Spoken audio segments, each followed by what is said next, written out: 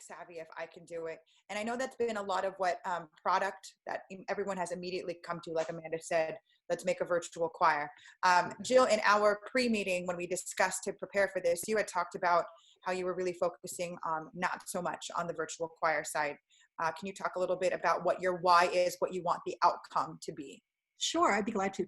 First of all, I tend to be a process person, so I focused a lot on the process. But interestingly enough, after my first meeting with my choirs or the choral leaders, I realized it was really important to them to know that these concerts have been rescheduled. And so I needed to communicate that so that they had a purpose for what they were doing, and they had made a commitment to these concerts, and they really needed to know they were going to happen. So we are working on rescheduling those. It was important that they knew I was working to reschedule those, and if they even need to be kicked down the road a little bit longer, the reschedule needs to be rescheduled. I think it's important that they know we're doing that. If it's not possible to reschedule, my plan is, and I have communicated this, to set up a concert somewhere in a local church in the community so that they get the opportunity to perform these pieces.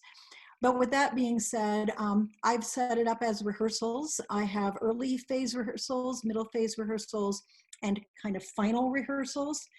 I have focused everything, funneled everything through Canvas so that all assignments, and I've set them up as assignments, are through Canvas. So there are early phase rehearsals where they are recording themselves to individual rehearsal tracks that they upload.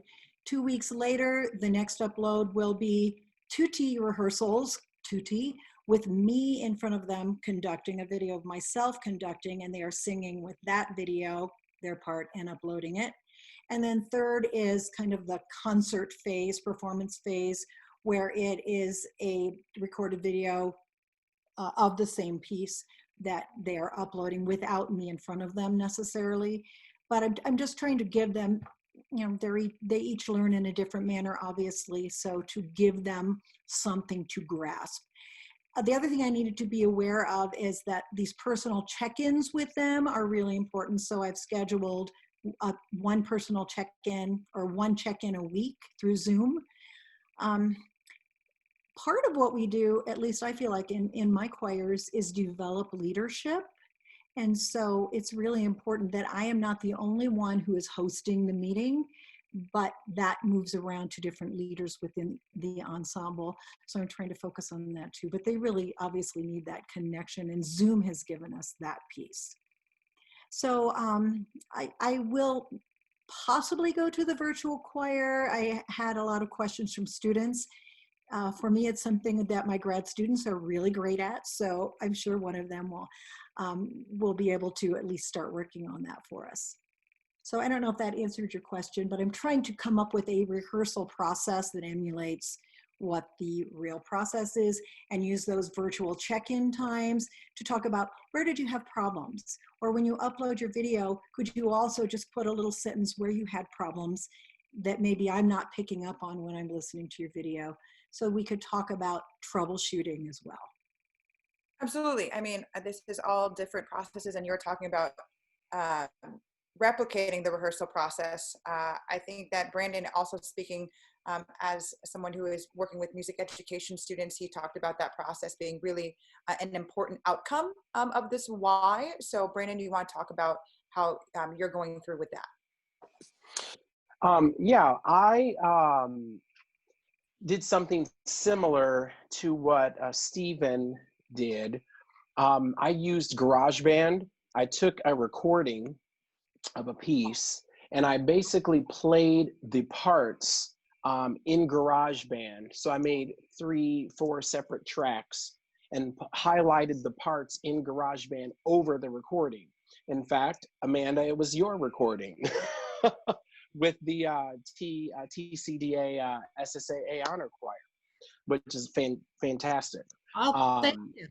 But I slowed it down first because, I mean, it's fairly brisk and some of those jumps are pretty disjunct and those harmonies are quite tight. So in order to help them learn that, I slowed the track down in oh gosh, what's that program called? It escapes me for the moment, but it'll come back to me. But I slowed the track down. Audacity is the program. Audacity. You can do a lot of great things in that program that you can't do in GarageBand. So I slowed the track down, then imported that into GarageBand and played each part over the recording, the slowed version of the recording, so they could practice. And then from there they can upload. I'm having them sing with the track and or without, and then they can upload those to the forum that we have. We use a program called Sakai, which is similar. We're kind of phasing that out, but it's similar to Canvas. And that's how I was starting to go down the path of a lot of writing and a lot of narrative stuff to have them be reflective, but I've opted to not do that as much, and to make it more performance based. I think I'm going to divert a little bit. I thought there was something that was interesting to me that Stephen had brought up in our pre-meeting in preparation for this. You had talked about not wanting to have so much writing, and I thought it was interesting that administration at Arkansas talked about not having that, or really making a mandate about that. So Stephen, can you speak about that a little bit? Yeah, so at Arkansas, I also serve as chair of the faculty, which is our term for chair elected to the Senate. So I sit in all the executive meetings and whatnot. And so I kind of had two different visual cues on what was happening. I had the kind of the big umbrella part of the university. I also had the microcosm, which was happening in music.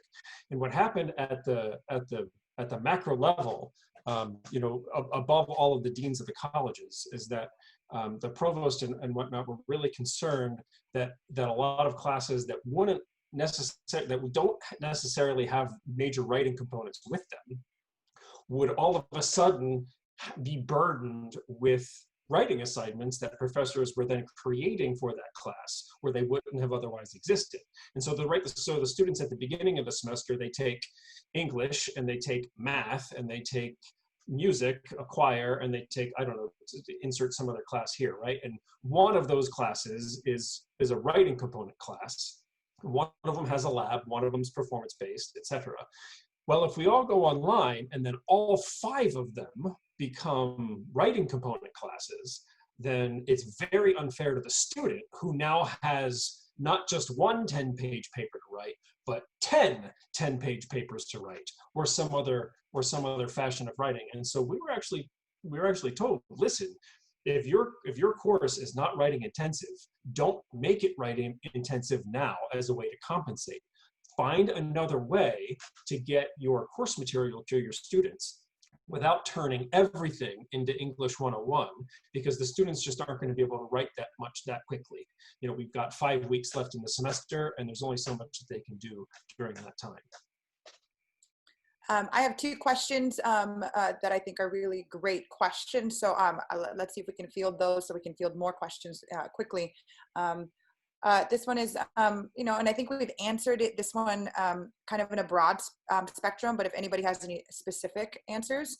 I'm not so tech savvy. It doesn't seem easy to teach them new repertoire, especially since we won't be meeting together at all.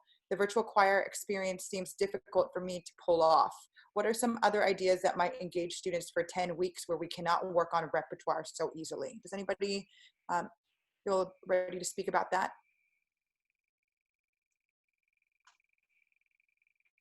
I'll field it. Just real quick, I think what could work really well, because everybody has access to YouTube and there are so many good recordings of choirs on YouTube, is even if they're not recording, if you can pull 4 different or 5 different recordings of a piece that they would have performed, and then say, here, watch choir A, choir B, choir C, choir D, and choir E. Tell me in 50 words or less, which one is your favorite and why? Or which one did you think was the most beautiful? Which one did you think was the most aggressive? Which one did you think, so really short answers, not writing assignments, right? Which one was the most elegant? Which one was the most aggressive?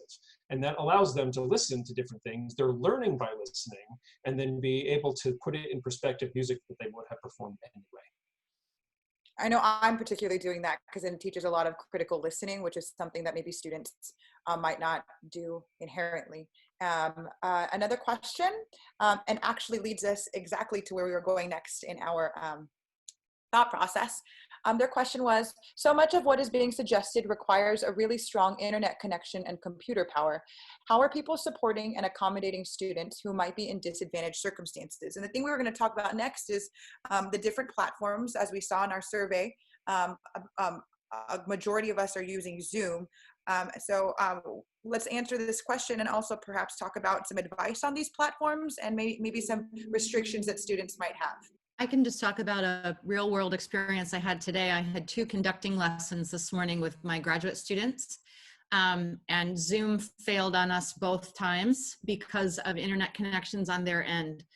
So in that case, I just went to the phone and we just had to proceed by phone. But I'm making myself available to students by phone when necessary so that they can still at least be connected to me and the content as best possible. So that they aren't completely shut out. I haven't had that experience often, but for whatever reason, it happened twice today. So it was like, okay, what are we gonna do now? But most students at least have access to a phone, and a lot have FaceTime. And so if I'm just opening myself to them, if we do some one-on-one work, I've told them that that's okay too. And I agree with Amanda. Flexibility is incredibly important here. I know I have some students who, for example, will have trouble pulling things up, or they may have one apparatus where they can pull up the sound, but they don't have a second one where they can actually record while they're playing the sound. So really, for this to be effective, they need 2 devices, at least for my particular plan. So, my advice to them is, if you can't get it to work, just upload what you did in your rehearsal time, how you spent your time, where your problem spots were.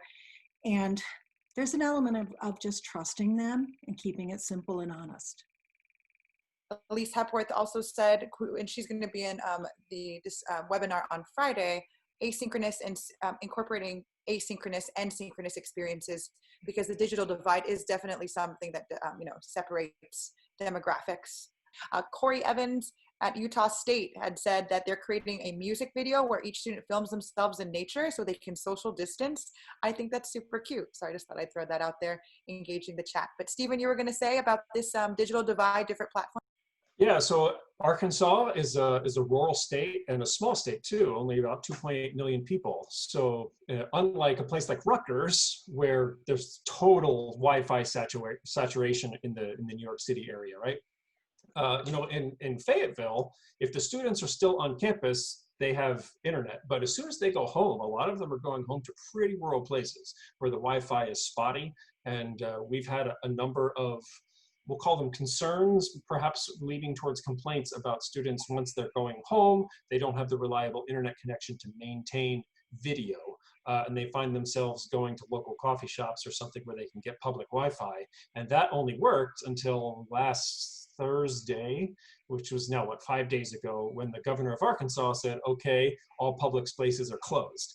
Oh crap, what do I do now? I don't have the Wi-Fi at home. There's nowhere I can go. I can't be on campus. I can't go to Starbucks. And I only have limited data on my phone. And so there, I think it's up to us as the teachers to be as flexible as possible and believe the students if they say, listen, I just don't have Wi-Fi that can support video. Okay, well, what can you support? If we can support audio only, like Amanda said, I think a phone call is really, really great. If you can't support, if you're in a place where you don't even have that, maybe written assignments of some kind, text message based, sending YouTube videos so they don't have to use nearly as much data. I think it's up to us to be flexible, especially for those of us who are teaching in more rural areas. Awesome. Anybody else about the question about maybe different advice on platforms, things like that?